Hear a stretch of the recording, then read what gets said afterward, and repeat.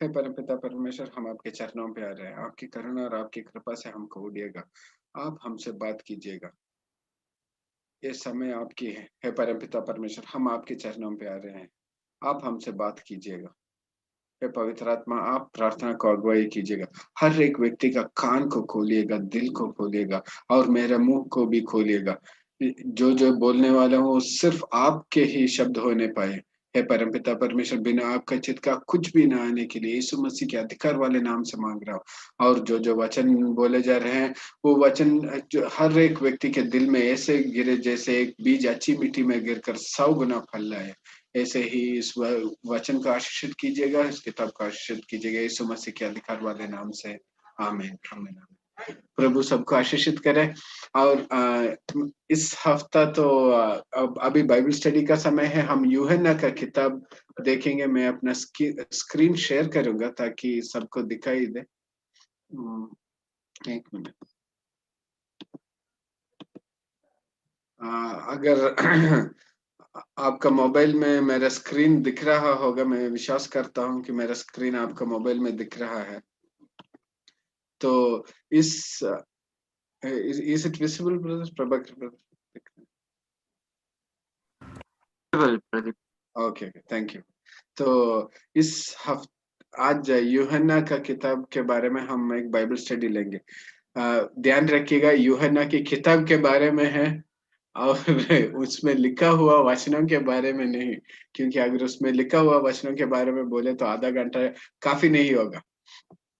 तो अभी यूहन्ना की किताब हम सब जानते हैं कि बाइबल में 4 शुभ संदेश हैं और इन चारों शुभ संदेश में आखिरी वाला यूहन्ना है। ये आखिरी क्यों रखा गया? क्योंकि ये सबसे आखिर में लिखा गया था। पहले मत्ती, मार्कुस और लूक का शुभ संदेश मसीही जनों के हाथ में थी, लभ्य थी। उसके बाद आखिर में तकरीबन यीशु मसीह के बाद 90 इयर्स, 90 साल के बाद लिखा गया था अप्रोक्सीमेटली। तो इस किताब में वो स्पेशलिटी है कि ये आखिरी लिखा गया किताब है। और क्योंकि ये आखिरी लिखा गया किताब है, इसमें अनेक चीजें दोहरा ही नहीं गया। देखिएगा, आप यूहन्ना के स्थान में बैठेगा, यूहन्ना जानता है कि मत्ती का शुभ संदेश में ये सब लिखा है, तो फिर आप उसको फिर दोहराएंगे नहीं ना, क्योंकि वो उसमें ऑलरेडी है। लेकिन इम्पोर्टेंट चीज, जो महत्वपूर्ण चीज है, वो दोहराया गया है। तो ये बहुत वो लिखा गया है। ये बहुत ही अलग है। बाकी 3 शुभ संदेशों से देखेंगे तो ये बहुत ही अलग है, क्योंकि ये यीशु मसीह के बारे में जानने के लिए कोशिश करता है। सिर्फ यीशु मसीह की जिंदगी में ये हुआ, ये हुआ, ये हुआ, ये हुआ, एक ऐतिहासिक किताब लिखने की तरह ही नहीं, उसके बाद उससे भी बढ़कर यीशु मसीह कौन है, यीशु मसीह के बारे में जानने के लिए ये किताब लिखा गया है। और इसमें आगे जाते ही देखेंगे उसके बारे में यही लिखा गया। लेकिन सबसे पहले एक चीज याद रखिएगा, हम ये यूहन्ना कौन है जानना है। तो यूहन्ना कौन है जानने के लिए उसका वो व्यक्ति यूहन्ना जो लिखने वाला कौन है जानना है। तो यूहन्ना थोड़ा स्पेशल है, बाकी नए नियम के लेखक जैसे नहीं है। उदाहरण के लिए मत्ती सिर्फ शुभ संदेश ही लिखे, पौलुस एपिसल्स या खत लिखे, शुभ संदेश नहीं लिखे। और ऐसा एक एक आदमी 1 या 2 लिखते हैं, लेकिन यूहन्ना ऐसा नहीं है। वो शुभ संदेश लिखे, वो खत भी लिखे, और नबूवत की किताब प्रकाशित वाक्य वो भी लिखे। सो वो बहुत ज्यादा टाइप के, वैरायटी के किताब लिखे। और ये व्यक्ति, हम सोचेंगे कि यूहन्ना एक प्यार का व्यक्ति है, वो ऐसा हो गया बाद आखिर में एक प्यार का अपुस्तल या प्यार का शिष्य, यीशु का शिष्य बन गया। लेकिन पहले वो ऐसा नहीं था। अगर हम लूका के 9 का 54 में देखेंगे तो उसमें ये बोल रहा है एक्चुअली कि कुछ लोग, समारिया के लोग यीशु मसीह को स्वीकार नहीं करते। तो यूहन्ना बोल रहा है, स्वर्ग से आग निकाल कर उन सारे लोगों को जला डालो। वहाँ बच्चे हैं, माँ है, सब उस शहर को ही आग निकाल कर सबको जला डालो बोल रहा है। वैसा एक व्यक्ति था यूहन्ना, और उसका नाम भी यीशु मसीह सन्स ऑफ थंडर यानी गरजने का बच्चे बोल के लिखा है। जैसे मेघ में बादल गरजते हैं ना, वो गरजने का बच्चा, तो वो करके बहुत ही क्रूर नहीं, बहुत ही क्या बोलते हैं, आक्रामक जैसा व्यक्ति लग रहा है मुझे, बाइबल पढ़ने से ऐसा लग रहा है। और वो साधारण सा आदमी भी नहीं था, वो एक अमीर व्यक्ति था। हम मार्कुस का 1 का 20 में ऐसा पढ़ सकते हैं कि उन्होंने अपने पिता जब्दी को मजदूरों के साथ नाव पर छोड़कर उसके पीछे चल पड़े। तो उनको उसको नाव थी, एक से ज्यादा नाव थी, वहां नाव में काम करने के लिए मजदूर भी थे।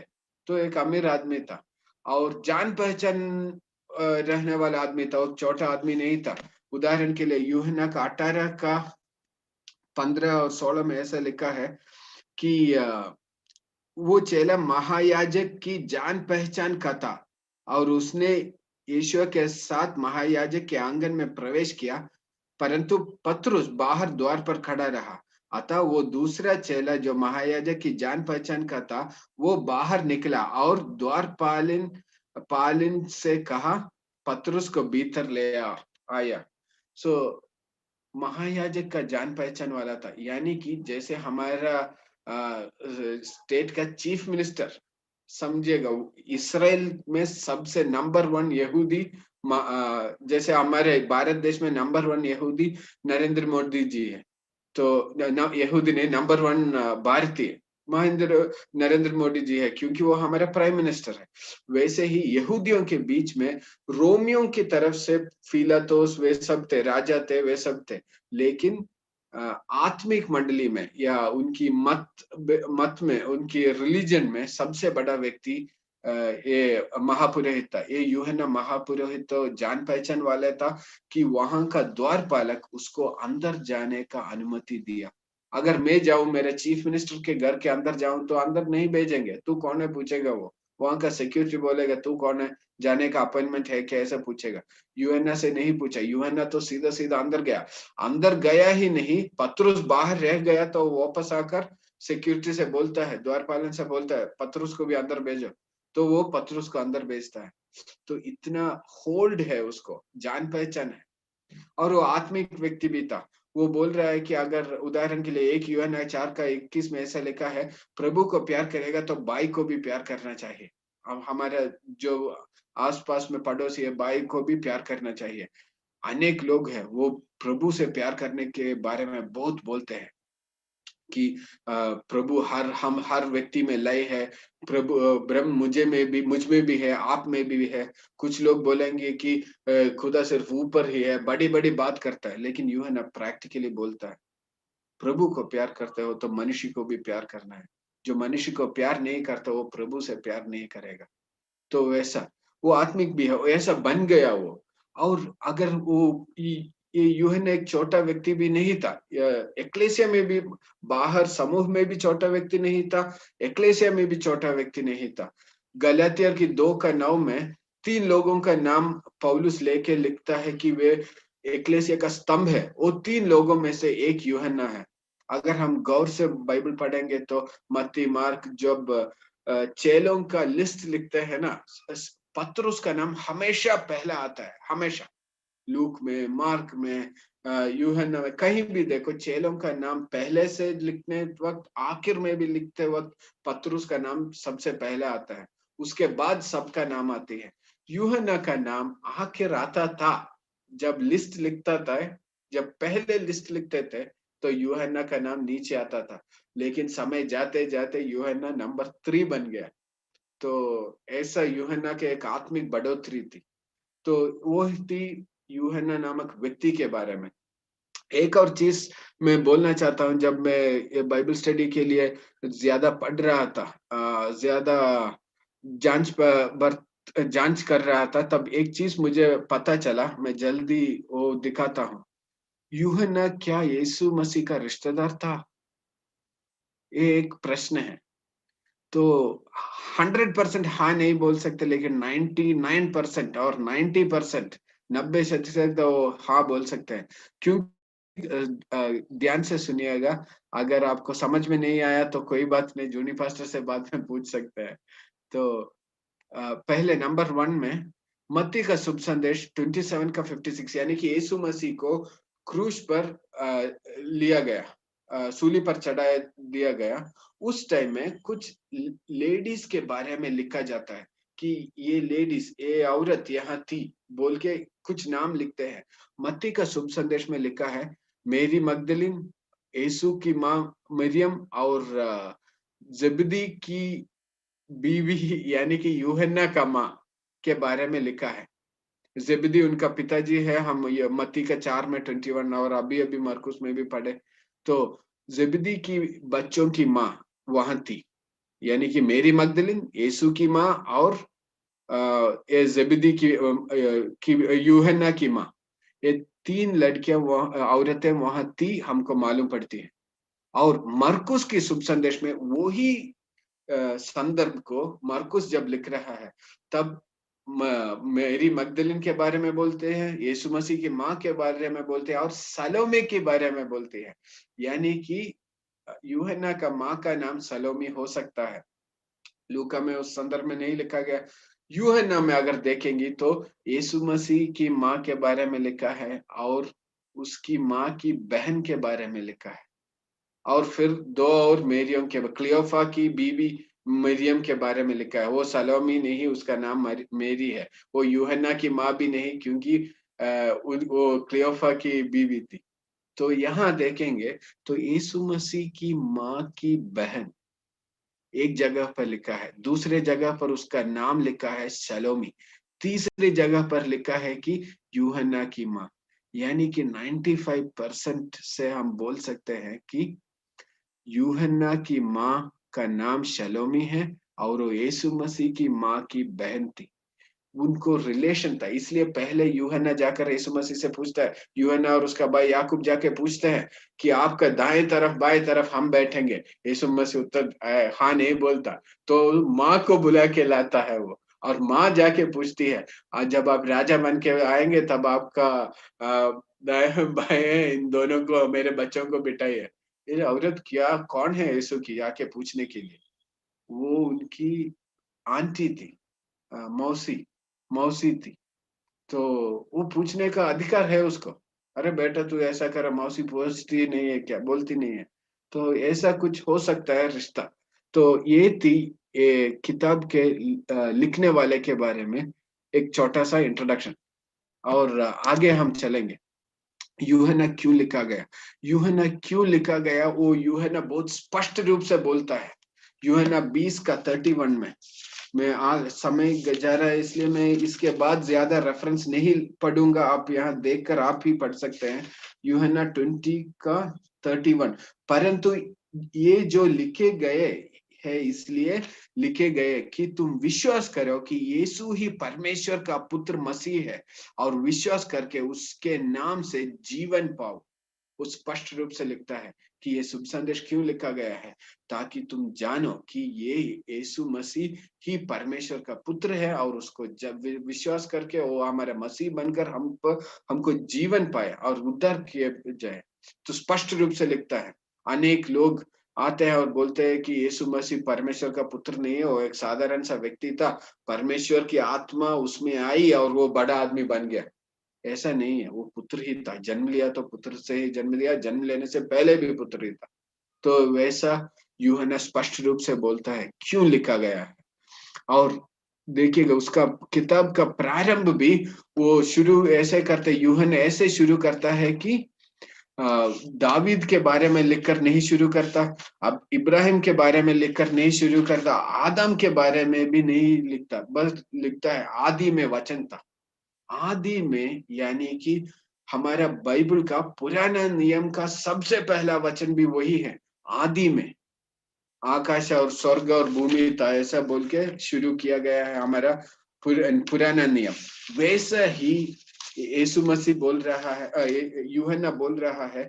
देखिएगा 1 का 1 उत्पत्ति में आदि में परमेश्वर ने, ऐसा शुरू हो रहा है। यूहन्ना भी आदि में शुरू हो रहा है वचन से। सो आदि में परमेश्वर, पुराने नियम में, नया नियम में आदि में वचन। तो ऐसे शुरू कर रहा है, यानी कि यीशु मसीह बोल रहा है ये परमेश्वर ही है। तो ऐसा करके शुरू करने वाला एक शुभ संदेश है। ये नया लोगों के लिए लिखा नहीं गया, बल्कि एक्लेसिया में जो अनेक साल से हैं उनके लिए लिखा गया है ये किताब। तो अगर हम जाएंगे तो इसमें कितने भाग हैं, तो आप देख सकते हैं कि इसमें 6 भाग से डिवाइड कर सकते हैं।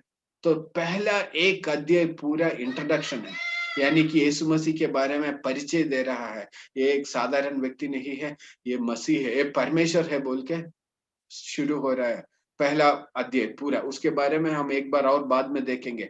2 से लेकर 10 तक कुछ चिन्हों के, चमत्कार और चिन्हों के बारे में लिखा गया है। यीशु मसीह को दर्शाता हुआ, यीशु मसीह की महत्व को दर्शाता हुआ कुछ चिन्ह, बस कुछ ही लेके लिखते हैं, वो सब कुछ नहीं लिखता। और 11-12 में थोड़ा चेंज आ रहा है। वहां यीशु मसीह जाकर लाजरस को मुर्दे से जिंदा उठाते हैं। यीशु मसीह वहां सीधा सीधा जाता नहीं, 4 दिन लेट जाता है। उसमें अनेक कारण है।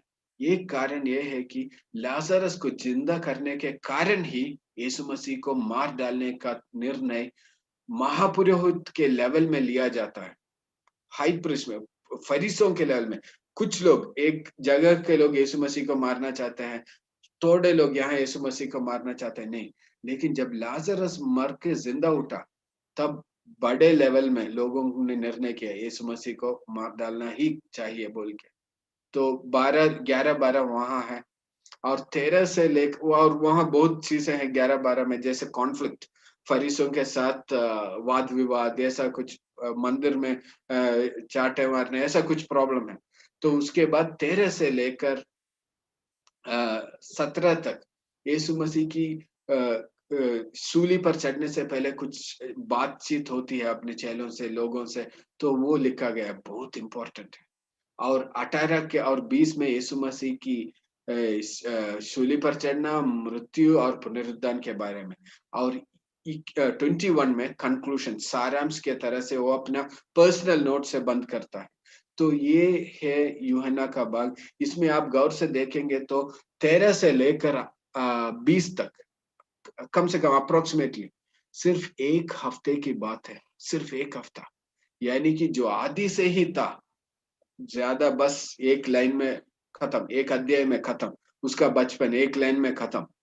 उनका पूरी जिंदगी एक 2-3 साल की बात है, वो 4-5 अध्याय में खत्म। लेकिन आखिर में इस किताब का 1/3 भाग सिर्फ एक हफ्ता को गौर से देखकर लिख रहा है। क्यों? यूहन्ना वहां था, यूहन्ना यीशु मसीह के साथ था। मरकुस साथ में नहीं था, वो सुन के लिखा। लूकोस साथ में नहीं था, वो सुन के लिखा। लेकिन यूहन्ना वहां था, इसलिए वो बहुत ही छोटी छोटी बातों को भी, जो इम्पोर्टेंट है, महत्वपूर्ण है, वो लिखता है, वहां रह के लिखता है। वो बहुत ही इम्पोर्टेंट है।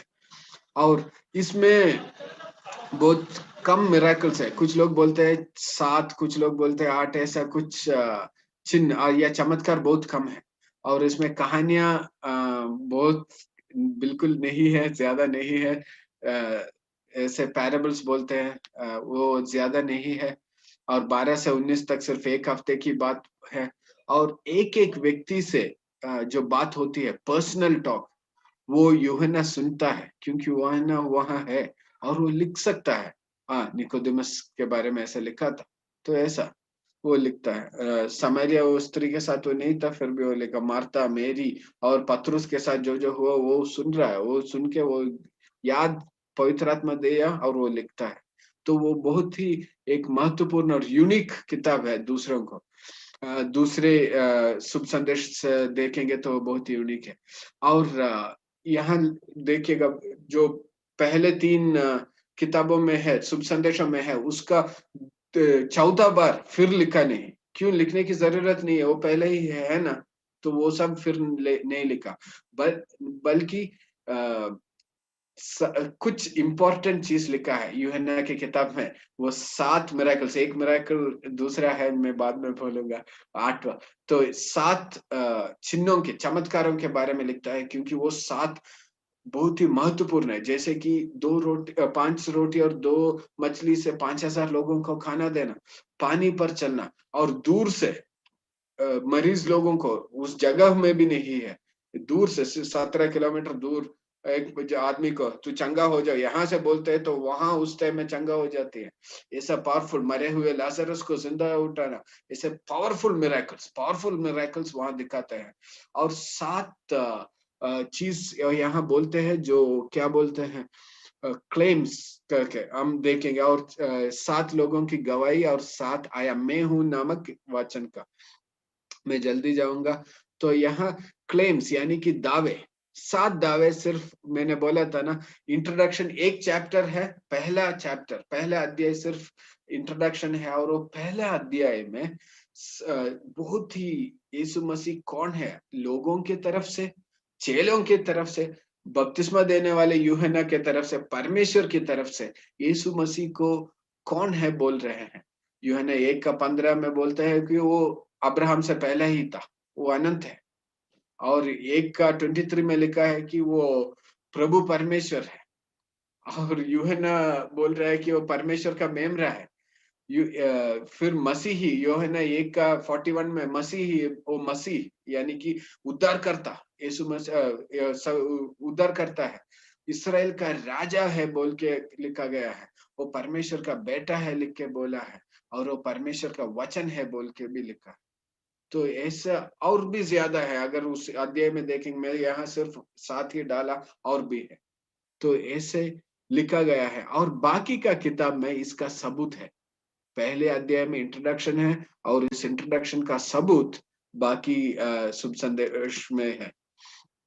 और यहाँ 7 चमत्कारों के बारे में, पानी को द्राक्ष रस बनाने, कोई और ऐसा लिखा नहीं। क्यों? ये बहुत बड़ी चमत्कार है। लोग छोटे पानी को बड़ा पानी बना सकते हैं, हम तो बड़े पानी को पीकर छोटा भी बना सकते हैं, लेकिन ये पानी को वो द्राक्ष रस बना दिया। वो एक बदलावा हुआ, उसका रीति, उसका रिवाज, उसका रंग, उसका टेस्ट, सब कुछ ऐसा बदल गया। तो पानी को बिना कुछ मिलाया पानी को बदल दिया, दूर से चंगाई कर दिया।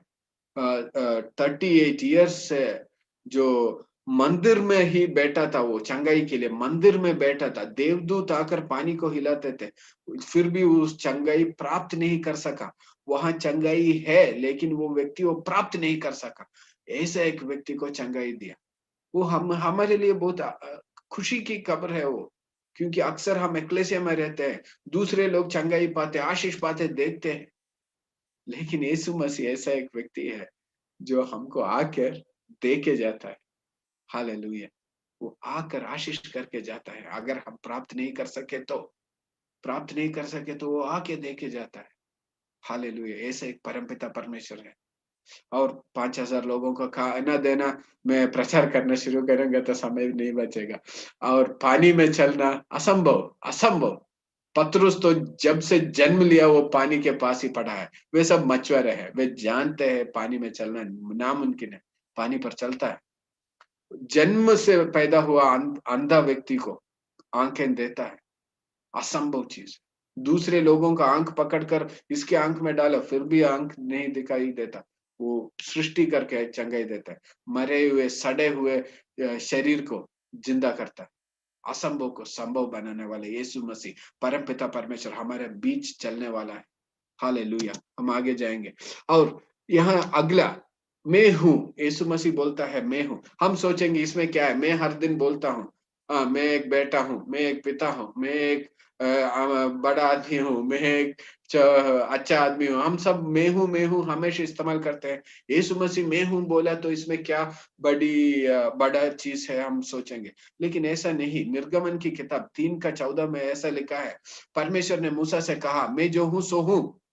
फिर उससे उससे कहो, तू इसराइलियों से यह कहना कि जिसका नाम मैं हूँ है, उसी ने मुझे तुम्हारे पास भेजा है। जिसका नाम मैं हूँ, यानी कि परमेश्वर का नाम, परमेश्वर अपने आप को उनका नाम मैं हूँ बोल रहा है। तो याह, हिब्रू में उसका नाम याह बन जाता है, याह। तो यूहन्ना में ऐसा बोलते हैं, जब मैं बोलता हूँ, मैं हूँ बोलेगा तो किसी को कुछ परवाह नहीं। लेकिन जब यूहन्ना में लिखा गया है, उसके यह कहते ही कि मैं हूँ, वे पीछे हटकर भूमि पर गिर पड़े। यीशु मसीह को पकड़ने के लिए एक सेना आई थी, बहुत लोग इकट्ठे होकर झुंड आया था। तब वो पूछता है यीशु मसीह कौन है, तो यीशु कौन है, तो ये बोलता है मैं हूँ। जब यीशु मसीह मैं हूँ बोलता है, तो लोग उस शक्ति और सामर्थ को नहीं कर सके, वो गिर गए वहां पर। जब यीशु मसीह मैं हूँ बोलता है तो उसमें बहुत फर्क है, क्योंकि परमपिता परमेश्वर ही बोलता है मैं हूँ। अगर मैं बोलूं तो ऐसा कुछ नहीं, लेकिन जब यीशु बोलता है तब बदला है। वो 7 बार बोलते हैं यीशु मसीह मैं हूँ, जीवन की रोटी मैं हूँ, जगत की ज्योति मैं हूँ, स्वर्ग जाने वाला दरवाजा मैं हूँ, एक अच्छा शेपर्ड, गुड शेपर्ड मैं हूँ, ऐसा। तो ऐसे रास्ता, सत्य रास्ता मैं हूँ, तो पुनरुत्थान मैं हूँ, ऐसे अनेक चीज यीशु मसीह बोलते हैं। तो वो सब उसमें से अर्थ है। जो भूखा है, जीवन के लिए भूखा है, वो यीशु मसीह के पास आने से उसका भूख मिट जाती है। जो अंधकार में बैठा है, उसको रास्ता मालूम नहीं है, यीशु मसीह के पास आने से उसका उसकी जीवन में ज्योति आ जाती है। जो स्वर्ग जाना चाहते हैं, रास्ता मालूम नहीं, यीशु मसीह बोल रहे हैं मैं रास्ता हूँ, रास्ता मैं हूँ, स्वर्ग तक जा सकते हैं। अंदर प्रवेश करने के लिए यीशु मसीह बोलता है मैं दरवाजा हूँ, अंदर प्रवेश कर सकते हैं यीशु मसीह से। हालेलुया। और इसका किताब का अंत भी ऐसे करते हैं कि यूहन्ना ऐसा करता है कि वो उसको मालूम नहीं इसका अंत कहाँ करे। यीशु मसीह के जन्म से लेकर, जन्म से पहले से लेकर, बचपन को लेकर, उसकी चमत्कारों को लेकर लिखा। उसके बाद उसका मृत्यु और पुनरुत्थान के बारे में लिखा। उसके बाद यीशु मसीह आकर चेलों से जो बातचीत करते हैं वो सब लिखा। उसके बाद अंत कहाँ करे उसको मालूम नहीं है, क्योंकि यीशु मसीह हमेशा उसके साथ है। उसकी पूरी जिंदगी में यीशु मसीह उसके साथ है। कहाँ अंत करे वो? उस वो मर यूहन्ना मर जाएगा, लेकिन यीशु मसीह फिर भी हमारे बीच अभी भी है। अभी भी लोगों से बात करते हैं, है कि नहीं? आप गवाहियां सुन चुके हैं एक्लेसिया में। अभी भी लोगों को चंगाई करते हैं, आप गवाहियां देख चुके हैं। अभी भी है हमारे बीच में।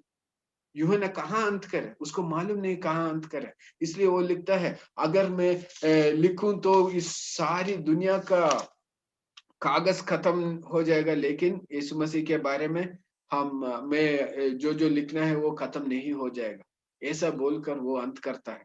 और वो मेरी मगदलीन मेरी से यीशु क्या बात किया, पतरस से क्या किया, उसके बारे में क्या बोला। तो लोग सोचते थे कि यूहन्ना मरेगा नहीं, तो वो लिखता है ऐसा नहीं, यीशु मसीह ऐसा नहीं बोले। यीशु मसीह बोला है कि अगर मैं चाहूं तो, ऐसा बोला है। तो एक पर्सनल नोट में व्यक्तिगत तरीके से उसकी जिंदगी में यीशु मसीह क्या-क्या कहा है, और वो तुरंत अंत कर देता है और बोलता है अगर मैं लिखता ही रहूं तो कागज काफी नहीं होगी, इसलिए मैं अब बंद कर रहा हूं बोल के वो बंद करके चला जाता है।